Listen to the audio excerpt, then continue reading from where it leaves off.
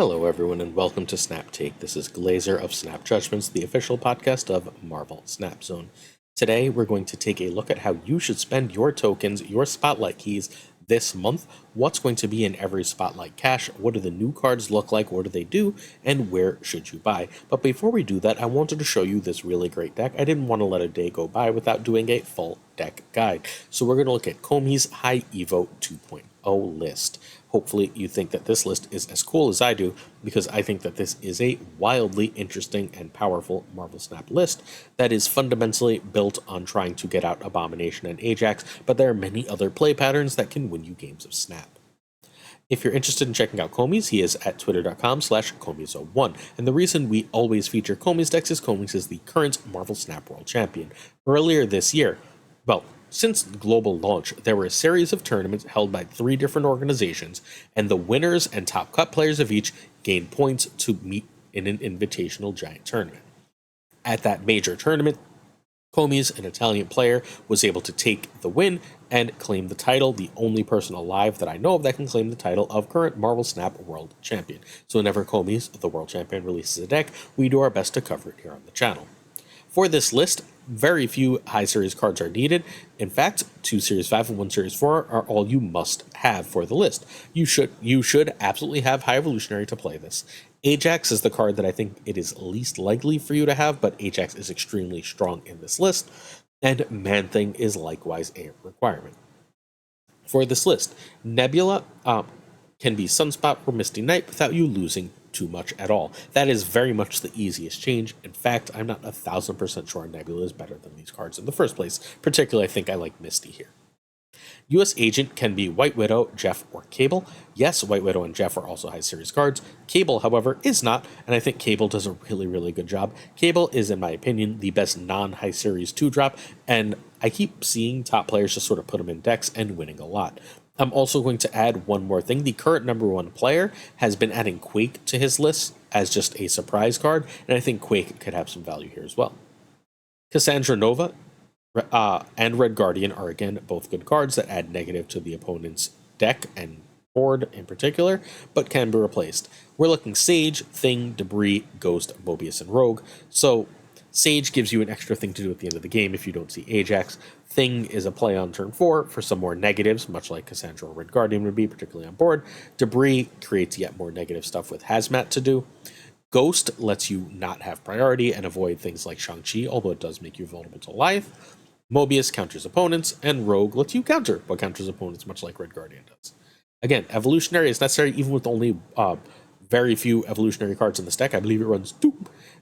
It is still a requirement, largely because Abomination is an absolute key to this deck. Man-Thing is a lane winner, and Ajax is the single card in the game that in one lane, at least until we get to Black Panther, Symbiote Spider-Man stuff, the single biggest card in a lane that you can get right now. Alright, let's go card by card. Nebula is here because Nebula offers a bit of control. Nebula incentivizes your opponent to play cards. You want your opponent to play cards, and you want your opponent to play a lot of cards early in their particular location. If they're choosing to do that, that is a wonderful Man-Thing spot, and so Nebula helps to encourage that. Hazmat is always either a turn 5 or turn 6 play. Generally speaking, I prefer turn 5. The goal for Hazmat earlier is to be able to get basically a 1-cost or free Abomination in order to, and also play an absolutely huge Ajax. If you can accomplish both of those things with Hazmat, she has done her job. You are not really trying to win with her otherwise, although if your opponent does fill a lane for cards like Nebula, them losing 4 in that lane, while you only lose 1 or 2, can end up contributing to victory. Scorpion says all of your hand has -1. Obviously, that's just a lot of power. Scorpion often represents 2/5 or 2/6 in power. Plus, that is 5 or 6 power that you will get back in double fold from Ajax later. You do not have to have Hazmat for Ajax to be good here. If you can go Scorpion, Cassandra Nova, and either Cyclops or Man-Thing, your Ajax will often be 14 or 15 power. That is very likely to be plenty. US Agent as well, excuse me. US Agent is a card you will play early. You want to play US Agent largely where you're not playing Nebula, because they want to play cards early in that Nebula spot, right? in order to stop Nebula's power game, which means their lower power and lower cost things are going in that Nebula lane, which means that if they want to compete later in that other lane, they're going to have to play more expensive and powerful cards in that US Agent lane that will then lose 4 power. Yes, that will harm your stuff, but it shouldn't necessarily matter. You have Cassandra Nova, Cyclops, and other cards to help win that lane still without worrying about that. Plus, Ajax gets so big, he don't care.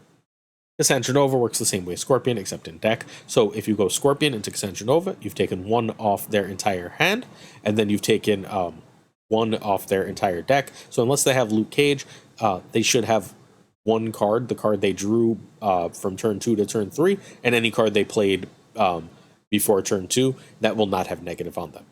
That means if they play 5 cards in the game, that's plus 5 power to Ajax. You now have a 5/12. If you can get any other negatives, and you should, then you're just off to the races, right? So it's 5/12 Ajax plus the negatives on their card, so it ends up being about 5/17 in value by playing those 2 cards. Red Guardian's here. Red Guardian stomps out Luke Cage, ideally for you, but it's also just like, I don't want to deal with a Blue Marvel. I don't want to deal with a Marvel Boy. I don't want to deal... I don't know why I'm picking these cards in particular. I want to deal with Iron Man, so on. It's that card, and it gives a little extra negative, so it's just an extra +2 for that, +1 for Ajax anyway. Cool. Cyclops is yet another card that gives negatives, particularly on board. Really great when you don't Scorpion, and they've got a couple early cards out that are relatively cheap. Amazing in that Nebula lane where they don't want to play, so they're forced to play in that Nebula lane to prevent Nebula from gaining power, but anything they play there gets sort of messed up. Shanga's here for anything that's too big for the negatives to weaken enough for you to win. So if they're dropping a bajillion power thing, if there's, for example, a Scar deck where they're dropping 3 10 power things, if you don't have US Agent, that can be hard to deal with. So you can just Shang that lane to win that one and then use your other powerful cards in another lane to steal a second one. High Evolutionary is here largely. You basically never play High Evolutionary here. I'd rather play a 3 almost always, or Man-Thing. But High Evolutionary is fine power and is here for Abomination and Cyclops. Man-Thing is a lane winner. Again, we're looking for Man-Thing or Cyclops in that Nebula lane to win us that lane. If they're sort of ignoring it and you can just use it in another lane, that will win. Please note, Abomination and Man-Thing alone are 16 power, but then Man-Thing often represents 11 power, so you've got a 20 power lane just from the 2 of those cards, which is, again, often enough to win, especially since the opponent cards will have negative several power most of the time. And then Ajax is meant to win another lane, as Ajax is the big power thing that this deck does. Could Ajax be a Red Hulk? Maybe. I don't know if I would try it. It's because Ajax gets so huge and your opponent cannot be sure of it that makes it so good, although if you play Hazmat, they're usually pretty sure. You can try Red Hulk, you can try Evolved Hulk, but I think they're worse. And Abomination is great. Abomination is almost always 1 or free. 1 is your goal here, and that's just 4 cards, right? If you go Scorpion, you're usually going to get 2 or 3. If you go Cyclops, you're usually going to get 2. So that's enough right there. Cyclops and Red Guardian is 3, so you only need to find 1 more way to get a negative on a card. Hazmat will always, or almost always, do this just by playing Hazmat alone, and then you've got a free Abomination to play with your Ajax, and that's usually good enough to win the game. Cool. Let's go on to turn by turn. So first turn is Nebula Blind. You don't have a way to get into unreachable locations, so you like to play blind a little bit to see if you can randomly steal one. Turn 2, Scorpion over US Agent. Turn 3, Cassandra Nova over Cyclops. Again, they're just giving you those negatives in advance. Turn 4, you would generally like to play Man-Thing over Cyclops. And the reason you're playing Cassandra over Cyclops beyond that original negative to the deck is because if you play Man-Thing, you're not usually missing a lot of energy later, so Cyclops doesn't have a million turns to trigger. But you're perfectly fine going Cassandra Nova into Cyclops, and then if you go Hazmat US Agent, you've gotten 2 Cyclops triggers, that's -4. Man-Thing over Cyclops. Man-Thing is, again, a lane winner here, particularly with Abomination. Turn 5, Hazmat and US Agent is generally speaking the goal. Sometimes you're just going to have to drop Ajax, especially if you haven't Hazmatted yet. That's really good. Be wary, you're setting yourself up for a Shang. Or if you have Cyclops, if you want Cassandra Cyclops and you didn't have anything else, Man-Thing is really good here. It'll get you that extra Cyclops trigger. That will often get you the Ajax Abomination to end the game, which will be a little smaller than if you Hazmat, but are still usually generally very good. We're going to take one last look at this deck, then we're going to look at every Spotlight card reviewed, tiered, and a deck for every card coming out this month, whether it is old or new. So one last look at this deck from the World Champion. He considers this the best deck in the game right now. I think that this is extremely strong, extremely interesting, and extremely worth playing. Again, anytime the World Champion speaks, it is worth giving a look and listen. Ooh. Please hit that sub button too. We're trying to hit 15,000 subs at the end of the year. We just hit 13,000, so we have 3 months for 2,000 subs. I know that's a huge ask, and it's going to be really hard. We do 7 days a week of videos. This is the second video today. We try to bring you the most and best Marvel Snap content. If you check the podcast that released yesterday, we had the great Regis Kilbin on. We're doing our very best to bring you a ton of Marvel Snap content. Please, if you're willing, help us reach our goals. We're your one-stop shop for all your Marvel Snap needs. In addition, right below me, you'll see a little YouTube button. If you click that, you're subbed. You don't even have to click off the video or do anything fancy. So please hit that button. And we do the biggest giveaways in all of Marvel Snap. At some point in this video, I'm going to ask you a question. You're going to answer that question. When you do so, as long as you're subbed, you're entered to win a season pass. So if you want to get Symbiote Spider-Man for free, and check earlier today's video if you are interested in Symbiote Spider-Man for a full review and breakdown. If you're interested in Symbiote Spider-Man for free, all you have to do is be subbed and comment each day's video for the week before the season, and the week the season starts has a question. You comment, you win a season pass. Cool? Cool. Guess what? It's Symbiote Spider-Man. We're not going to review this again. I just want you to know this is the season pass. It's coming out this month. This is 4/6. Activate. Merge your lowest cost card here with this. Copy its text like it just revealed. Activate is the turn after a card is played, not the turn you play it. The turn after a card is played, you press a card, hold it, it'll activate. It does the thing it says. Nice and simple. So Symbiote Spider-Man is seemingly a very powerful card and a showcase for this new activate keyword. Plus, you know they want a thing to sell when they stick the name Spider-Man on it. What else is coming this month? Well, the first card we have, the one we're going to do a full giant review of tomorrow, is Silver Sable. Tomorrow morning's video, we'll have 2 videos tomorrow as well. Tomorrow morning's video will be a Silver Sable video. That is the 9/3 Spotlight card. Everything's going to be a Series 5 card, so I'm not going to say this over. On reveal, still 2 power from the top card of your opponent's deck. This can be okay in junk, but I don't think it's really going to want to be in junk or negative stuff. Like that previous deck we looked at could want this. I think this is mostly a bounce card because you want to trigger it twice. If this is triggered twice and the opponent plays the cards, this is 1/9 in power functionally. If you trigger it twice and they don't, it's still a 1/5. Both of those are absolutely great stat lines. I think this is going to be a very good card if you can re-trigger it, and a solid card if you cannot. So Silver Sable is the very first card this month. And she comes with the following cards. She comes with Mockingbird and U.S. Agent, and these are the Spotlight variants for each. I don't love the Silver Sable Spotlight variant. I like the base one just as much, but check tomorrow for some other great Silver Sable variants coming this month. Mockingbird seems... Okay, let's talk about Mockingbird as a card, and then we'll talk about this variant. Mockingbird is one of the best cards in Marvel Snap, bar none. Mockingbird was nerfed from a 5/9 to a 6/10. And she basically left Surfer decks and has otherwise remained fundamentally the same. She's still in Goliath decks. She's still in anything that looks like a Loki deck. She's still in any token decks. She's one of the best cards in Marvel Snap. And because she keeps her power production, not just the turn she's played, she's versatile and just goes everywhere. Mockingbird is a card you want. Immediately owning Mockingbird opens up new Marvel Snap decks for you. U.S. Agent used to, when printed and in spotlights, was a 2/3, but that's ongoing, gave -3, not -4. It was not good at -3, and it is good at -4, but because it was buffed after it was in spotlights, very few people seem to own this card. I'm very curious to see what happens when U.S. Agent this week, because of Mockingbird and the spotlights, because Silver Sable seems so good in bounce, gets in the hands of more players.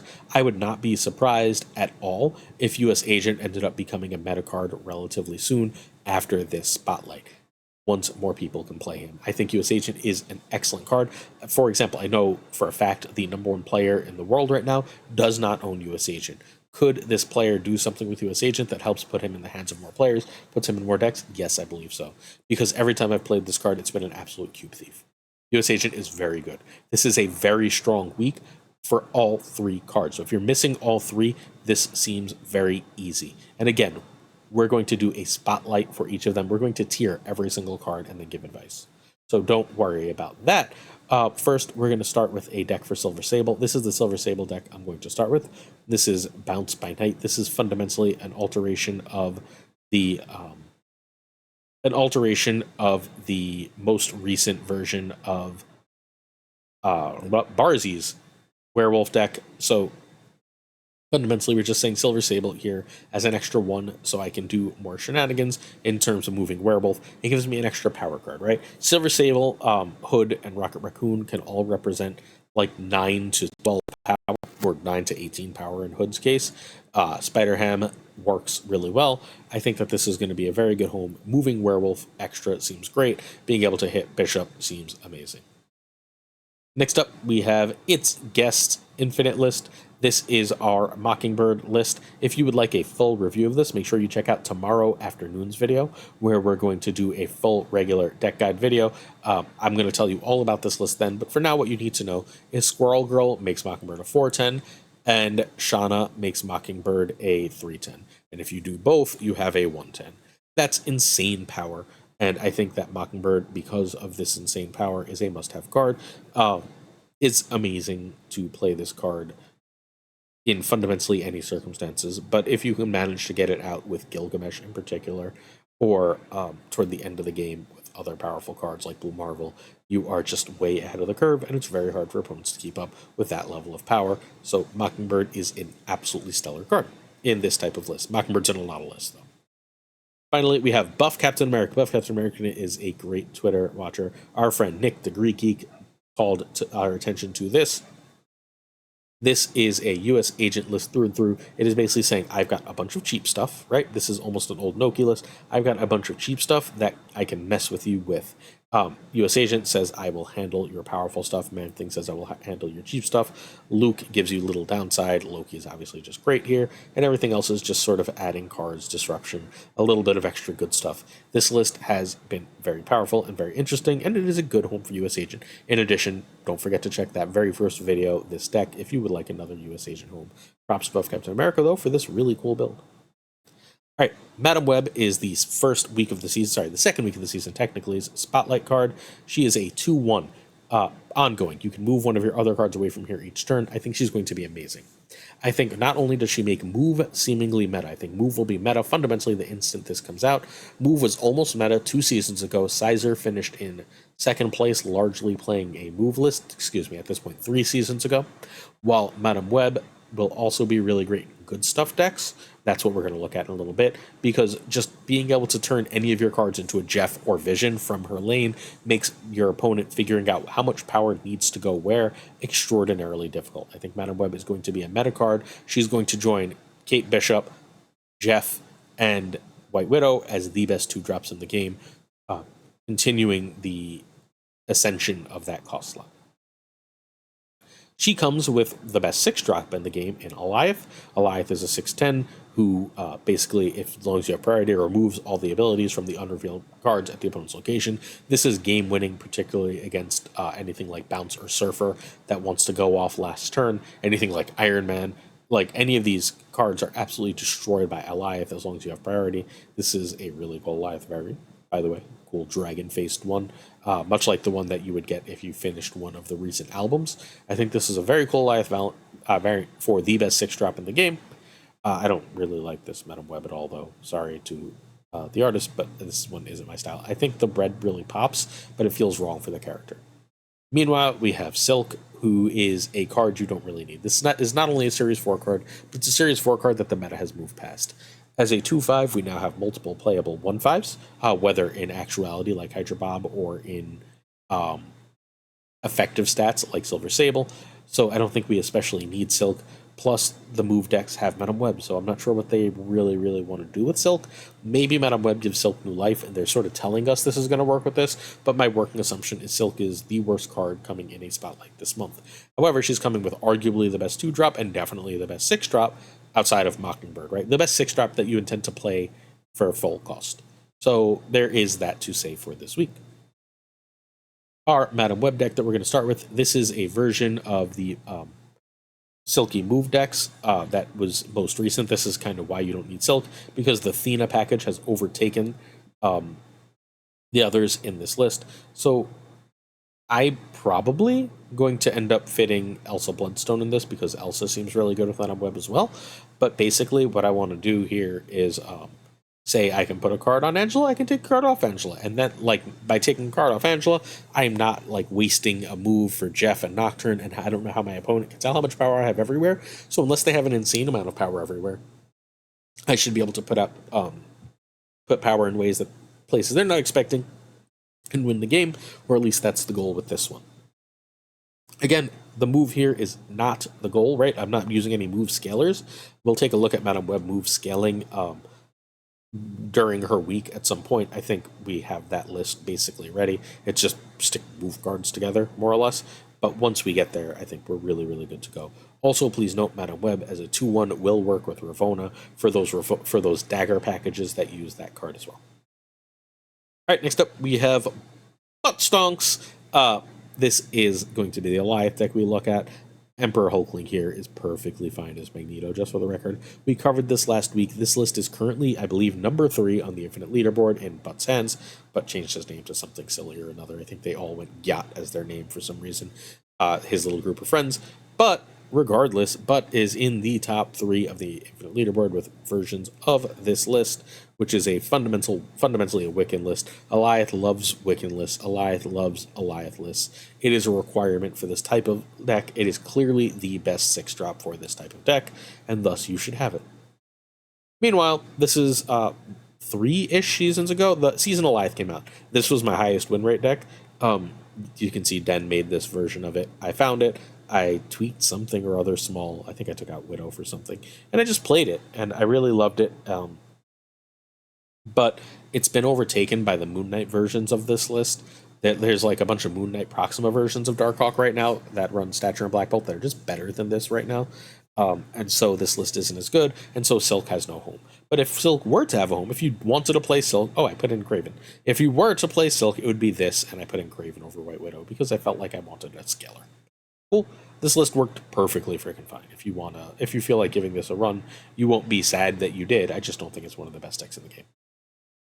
All right, Aranya is the spotlight card for 917. She is a 1/1, which is phenomenal. She was originally a 2, much like Ghost Spider, and became a 1. This one before release. Activate. Give the next card you play +2 power, move it to the right. So that's amazing. It seems like, let's say I have Aranya out, and then turn 3 I play Iron Fist, and then turn 4 I activate and play Vulture. Vulture will go left, then right. It won't get the +2 until it goes right? So, like, that's a little worse for Human Torch in particular. But, like, we'll go left and right and get all of that triggered. This is in some ways better, in some ways worse. I can't use it as a big surprise at the end of the game. It's vulnerable to Killmonger, but the +2 power, I think, more than makes up for that in most circumstances. This is going to be a great card. And now we have 3 1-drop enablers for move, along with 3 2-drop enablers. In Madame Web, Doctor Strange, and Cloak. And, like, I just think we have enough. We've hit critical mass. I think move is going to be legit. So here is the card is coming with Aranya, and I love Aranya's Spotlight variant. I don't love this Sage, but I'm going to get it because I need a Sage variant, and I have plenty of Ms. Marvel, so I don't care about this. Aranya is going to be a card you want if you like move, but I don't think she's going to go in anything that's not move. Sage, however, is, I think, a step behind Mockingbird and Alive, but still a really great card. This is a card that goes in a ton of decks as a top end, as a finisher. If you like Mr. Negative in particular, or Bounce, then you really want this card. It's a very strong mid-range card. Thena's power has pushed it back a little bit, but this card is always like an inch from being at the top of the meta, so Sage is a great card to own. However, Ms. Marvel has disappeared. There's just too much junk. There's too much put stuff on your opponent's side of the board all over the place to let Ms. Marvel be canceled. Let Ms. Marvel be powerful. 414 is still top line power, right? Like, you're still thrilled to have that, but because it's so difficult to do, you end up going other directions mostly. I think Ms. Marvel is a card that you don't need to have right now, despite her presence at the top of the metagame previously. We're going to start with Bounce Move. This is where I'm trying to throw Black Swan right now, because I can go Bishop into Black Swan into Bounce my move stuff. Because Activate lets me do extra shenanigans with my move, and I think that's pretty cool. I have movers, Aranya, Ghost Spider, and Kate Bishop. to go with Bouncers, Beast and Falcon for Human Torch and Dagger. Right? That's basically what this list wants to do, and then it wants to replay a bunch of that stuff at the end of the game with Hitmonkey and win. This should be stupid strong. This should be stupid strong. Black Swan will be an activate card. If you'd like a review of that, including my reservations, again, make sure you check this morning's video, but this is where Aranya is. You can completely shift this up to run Hercules and Vulture. You would then cut Black Swan and add Hercules, and cut Bishop and add Vulture, and that should work fine. At that point, you might want to cut Falcon, or you're cutting Falcon or Hawkeye for Madame Web. I didn't want to assume that you were getting Aranya and Madame Web, but I'd assume any Aranya deck is also running Madame Web at this point. I think that this is going to put out a stupid amount of power as long as it sees 2 move scalers. Cool. I would be surprised if this kind of deck seeing 2 move scalers didn't become a meta force once Aranya is out and Madame Web is out. Is that good for the game? That's debatable. But I would be very, very surprised if adding 2 extraordinarily strong enablers did not push this deck heavily. Next up, we have a straight bounce deck. This is our Sage deck of the day. This is a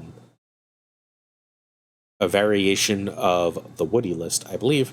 So this is basically saying I run a few 1-drops. I run Shadow King as a counter. White Widow is just a good card. And like White Widow works well with Sage because it gives you 2 different costs at a location. Viper does a similar thing in that circumstance where it says, okay, now I can play extra cards here. Sage at the end of the game can help move Werewolf. You can Shadow King one location, then Sage another, or you can Shadow King and Sage a location, then you can play Rocket or Nico to pull a Werewolf over. It ends up being crazy, crazy strong. Sage goes phenomenally with Werewolf. People always try to make Werewolf Monkey work, and it's never really, really come together in any real way. I think Sage and Werewolf make 1 billion times more sense. It's not always as big. Sage isn't always as big as Monkey is when you build for Monkey, but if you're smart with it, and you have to practice playing different cost cards at different spots, even sometimes when you don't want to set up for your later Sage, I think that that's still worth it. Next up, Ken. This is the only place I could find lately that still runs Ms. Marvel, and the first card I cut when I decided to change this list was Ms. Marvel. This is W's Wiccan list. It ended up being really good. I had ended up with a very high win rate with this all season, but Ms. Marvel was not great for the list. It was, again, just too easy to disrupt her right now. Still, though, this is, if you do have Ms. Marvel and want to play her, I think this is the kind of home you're looking at. Finally, we have Scarlet Spider coming 9/24, because apparently September is 30 days. I definitely had that memorized. And we'll be into the October season right after this, the spooky symbiote season. So this is Scarlet Spider, a 4/5, activate at an exact clone of this to another location. That will apparently not count ongoing buffs, right? So if you have a blue Marvel out, it won't give you a 6. This is much more similar to Sinister London, where it's just giving you a clone. However, that clone will have no abilities, which seems like it's probably pretty damn good. I like this card a lot. I think this is going to be very, very strong. So again, I think this month is just strong, but I don't think they're going to let activate cards really fail, so I'd assume Symbiote Spider-Man's going to be good. And again, I actually like the base art better than the variant for this one, but better variants are coming just in regular. This Scar is awesome, and I think Scar is borderline pushing being a meta card because of the Atuma buff, so I would not be surprised if Scar's stocks kept rising for the time being, and White Widow is a must-own card. Plus, this Venomized White Widow is gorgeous, but White Widow is a must-own card. It's one of the 2-drops that just go in decks and are sort of irreplaceable in the deck she goes in. So you're going to want White Widow, you're going to want Scarlet Spider, and if Scar's stocks keep going up every single week this month seems incredible. So we need to do some stuff to figure out what we want to open, right? Let's look at these decks, and then we're going to figure out how to figure out what our opening strategy should be. So the first place we're going to look for Scarlet Spider for me is Duck 20, which is going to be able to like forge that Scarlet Spider.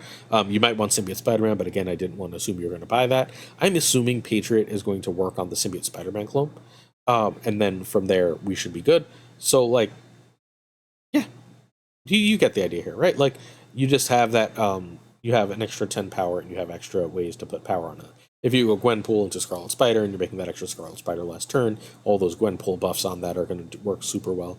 All this stuff just seems good. It just seems like it's a powerful way to go about playing things. Plus, you get to play Howard the Duck, so I cut America Chavez from this list from Scarlet Spider, which probably screws up the curve a little bit, but this is an example deck, not like a go play this tomorrow deck. Not that you could. All right, Barzi's Token Idiots. This is an amazing deck that we're featuring tomorrow. So this is a sneak preview for the eagle-eyed among you. You should start playing this freaking immediately. Barzi was on his birthday stream in the top 4 of the world with this list, and this list kept absolutely crushing. Marvel Boy is real good. It's just a lot of power, and it makes it hard for your opponent to know how much power to put in each place. And Scar is very often a 2 or 0 in this list. And if Scar is a 2 or 0 and you can play 21-ish power with Scar to end the game, you're usually winning. So check out Barzi's Token Idiots to give it a try. And if you want a turn-by-turn and big breakdown for this, make sure you check out tomorrow afternoon's video.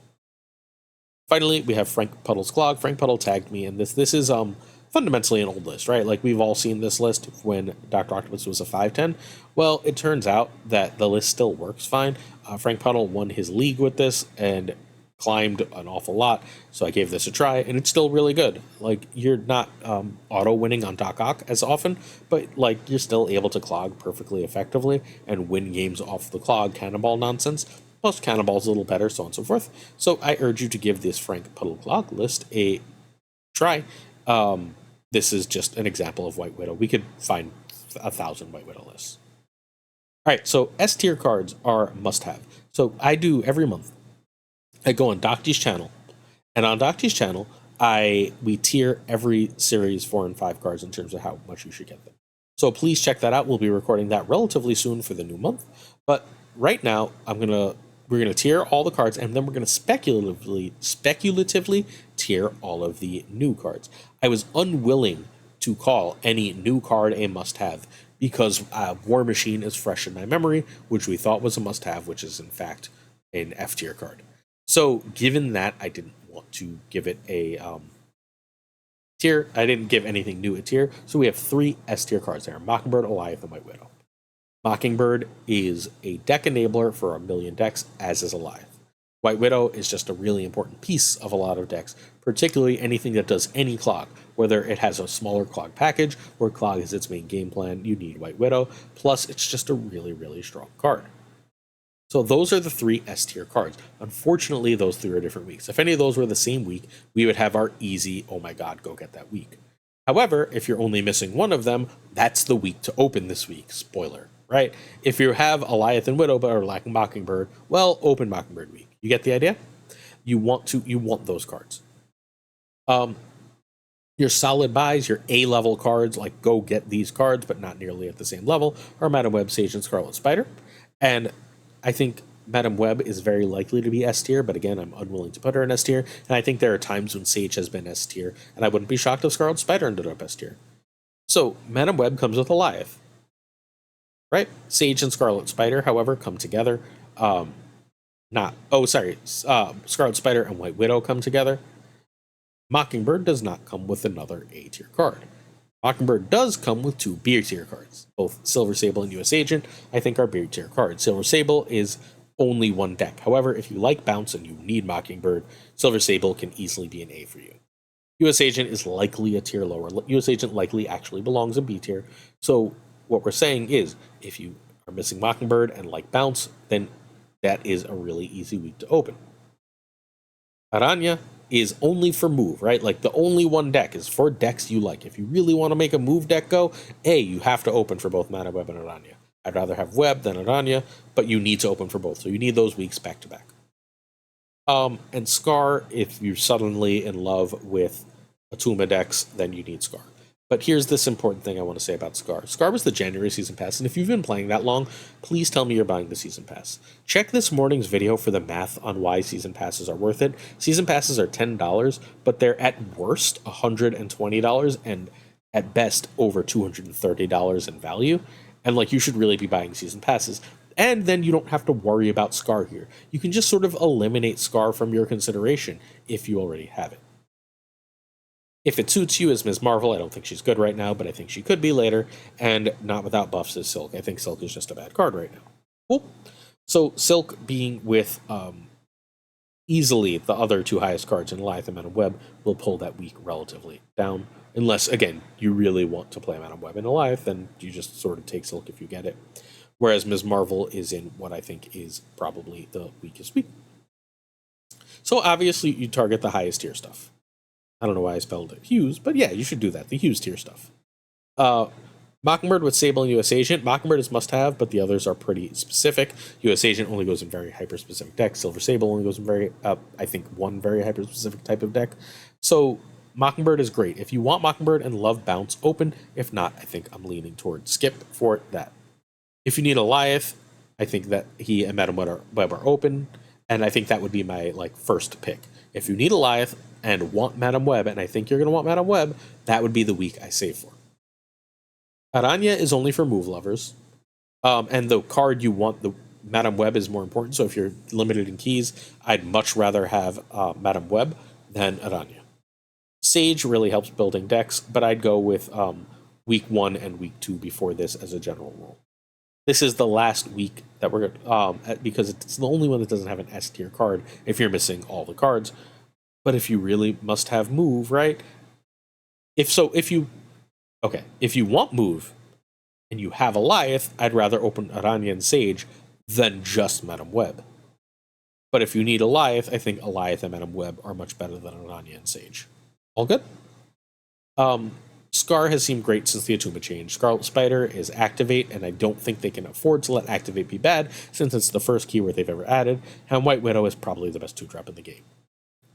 If Scar is for real, I think this is my second pick as far as week, if you need all 3 cards. If Scar Attuma decks, like the one that we looked at earlier, are actually as good as they seem, this is weak. This is number 2. Because White Widow is just that good, and Scarlet Spider has the potential to be that good. Number 2 after the Goliath and Madam Web, if you need those 2. I think I'd rather still have Goliath and Madam Web under the assumption that everyone owns arishem. So that's where we're going to land with this. Hopefully that made sense. I know it's very conditional. There's not like a you should do this, because I'm not going to lie to you. Because it's very important to me that I be honest and give you tools to make good decisions. So I gave you the best if you need multiple cards, what you should be considering. You might have to re-listen to this section to get that properly, though. If you need Goliath and Madam Web, open that week, bar none. If you like Bounce, Mockingbird and Silver Sable are good. If not, then you're sort of measuring Mockingbird over 2 cards other weeks. Aranya and Sage over just wanting Madam Web, but not over Goliath and Madam Web. And then if you don't have Scar, White Widow, and want Scarlet Spider, that's probably like the best 3 cards, like as a whole. But I'd still rather, if I didn't have Goliath and Madam Web. But I would put that ahead of, I think, everything else. Although it's going to depend how much you want to play Aranya decks, move decks, versus how much you want to play Scar decks. If you want Aranya decks more, then that's better. If you want Scar decks more, then that's better. Cool. All right, so this month seems super strong. If you can get any 2 of Group B or any 2 of any group of B or higher cards, then pulling makes sense. So if you can get 2 of anything from the B or higher tier that week, then pulling makes sense, assuming that you would play those decks, because obviously everyone has different play styles, everyone has different decks they like, everyone has different collections, or many people have different collections. So it's going to depend what you have, what you should do. Cool. All right, questions of the day, and then we're out of here till tomorrow morning. LAB asks how to get the most out of a Marvel Snap Zone membership. So Marvel Snap Zone membership gives you a bunch of exclusive stats and exclusive content. But the real way to get the most out of the Marvel Snap Zone membership is to join the Marvel Snap Zone Discord. And in that Marvel Snap Zone Discord, Den does a weekly coaching session. Den is one of the best coaches in the game. You can also just go to Den and buy private coaching if you want. But Den's group coaching is incredible. Everyone who does it swears by it. I've joined sessions just to watch. And he's the best coach in the game. Or at least the best coach I've ever seen in the game. So if you would like to get some coaching from Marvel Snap Zone, please, please, please go check that out. I think it would make... I think that's the single best way to get use out of that Snap Zone membership. So Boombot asks how I manage my ADHD. So I'm going to tell you this. I didn't know I had ADHD my whole life. I have a therapist. First, I believe every adult should have a therapist. I believe that getting your mental health checked up is every bit as important as getting your physical health checked up. It boggles my mind that we don't all recognize that your brain is an organ, and being able to work on the way it operates is an extremely important part of being a living, healthy, breathing human. So I changed therapists several years ago. I started doing it. I knew I should have therapy always because, again, I believe everyone should have therapy. But during COVID, it was like, oh man, let's do this because COVID as a teacher was literally a circle of hell. Like, genuinely one of the worst experiences of my lives. Heavy depression, anxiety, terrible stuff. And as I was changing therapist, she was like, you know what, the therapist was like, you know what, my favorite thing about you is you've got so many different strategies and you do such an amazing job of managing your ADHD. And I was like, excuse me? She's like, what? And I was like, no one's ever told me I had ADHD. She was like, oh my God, it's just been so obvious. I just sort of assumed it.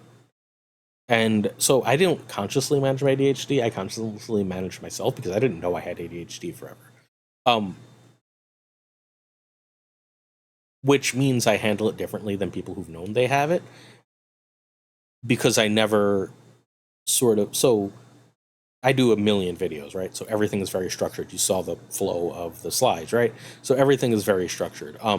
One of my close teacher friends had, it was almost OCD, was how I believe how the doctor termed it. So that helped me organize my brain, and that organization, that structure is sort of how I manage ADHD. I have everything in very manageable chunks and to-do lists, and I've gotten very good at crossing the right things off and prioritizing things. And one of the tricks is to always leave a couple things on the to-do list, but the lower things on the to-do list,